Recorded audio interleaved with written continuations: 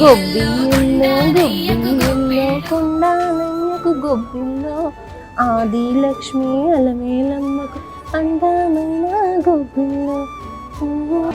సంక్రాంతి వస్తుంది తుమ్మెద, సరదాలు తెస్తుంది తుమ్మెద.